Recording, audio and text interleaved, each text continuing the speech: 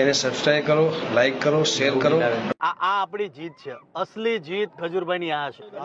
આખો વિડીયો જોતા પહેલા હાલમાં આ વિડીયો ખૂબ જ વાયરલ થયો છે, જેમાં ખજૂરભાઈ એવું બોલી રહ્યા છે કે હવે આપણી જીત કહેવાય, કે હવે ખજૂરભાઈની સાચી જીત છે, આ છે તેવું બોલી રહ્યા છે. અને અનેક ખુલાસાઓ તેમને કર્યા હતા આ વિડીયોમાં. ગાંધીગીરમાં ગુંદાળા ગામનો આ વિડીયો છે. ખજૂરભાઈ જાતે આવ્યા હતા અને તેમણે ઘર બનાવવાનો નિર્ણય લીધો હતો. ત્યારે ભરી સભામાં બધા વચ્ચે કીર્તિ પટેલ જોડે જે વિવાદ ચાલતો હતો તેમાં વિવાદિત ટિપ્પણી કરી અને કહ્યું કે હું ગરીબોની સેવા કરું છું અને લોકોને પેટમાં દુખે છે, જેનાથી જે થાય એ કરી લો તેવું પણ કહ્યું. અને જાહેરમાં તેમના વિરોધીઓને ચેલેન્જ આપતો વિડીયો વાયરલ થયો હતો. અને ત્યારબાદ કીર્તિ પટેલ જે રોજ ઇન્સ્ટાગ્રામમાં ખજૂરભાઈ વિશે લાઈવ કરતા હતા, પરંતુ જ્યારે આવા ખુલાસા ખજૂરભાઈએ કર્યા ખજૂરભાઈના ભાષણ બાદ કીર્તિએ લાઈવ કરવાનું પણ બંધ કરી દીધું હતું.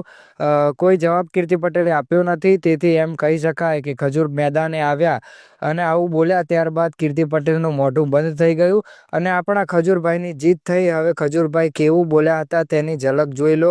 આખો વિડીયો તેઓ કીર્તિ પટેલ આ વિવાદમાં એવું તો શું બોલ્યા કે કીર્તિ પટેલનું મોઢું પણ બંધ થઈ ગયું. સાંભળો આખો વિડીયો શું તેઓ બોલી રહ્યા છે વિડીયોમાં. એમાં ઓછી કમાણી છે, પણ તો તમામ લોકોને કહું છું કોમેડી વિડીયો બનાવતા નથી, સેવા કરું છું. રવિ સર્કલ હોય, જુગારની એપ્લિકેશન હોય, 30-30 લાખ રૂપિયા ઓફર થાય છે તો નથી કરતો, કેમ કે આપણે ગુજરાતનો યુવાન બગડવો ન જોઈએ.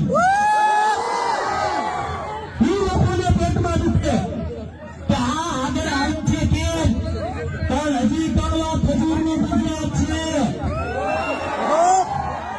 તમે ભાવથી મારી હારે જોડાણા છો ને, આવનારા સમયમાં તમામને કહું છું મળીને ભેગા થવાનું છે.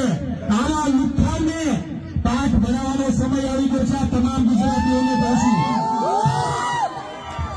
જવાબ જેને આપવાનું હોય એને આપવાનું